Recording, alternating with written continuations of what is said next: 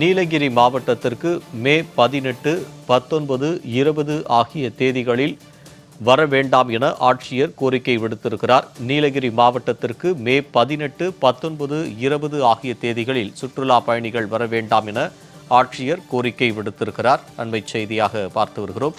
இது குறித்தான கூடுதல் விவரங்களை செய்தியாளர் சிவக்குமார் வழங்க கேட்கலாம். சிவக்குமார், நீலகிரி மாவட்டத்திற்கு மே 18, 19, 20 ஆகிய தேதிகளில் சுற்றுலா பயணிகள் வர வேண்டாம் என்று ஆட்சியர் தெரிவித்திருப்பதாக தகவல் வந்திருக்கிறது. எதற்காக இந்த அறிவிப்பு வெளியிடப்பட்டிருக்கிறது? இது குறித்தான விவரம். ஸ்ரீதர், நீலகிரி மாவட்டத்தில் கடந்த ஒரு வார காலமாக அவ்வப்போ மழை பெய்து வருகிறது.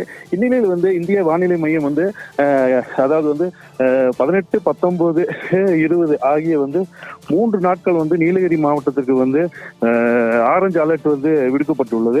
இதனால் அதிக கனமழை பெய்யும் என அறிவித்துள்ளது.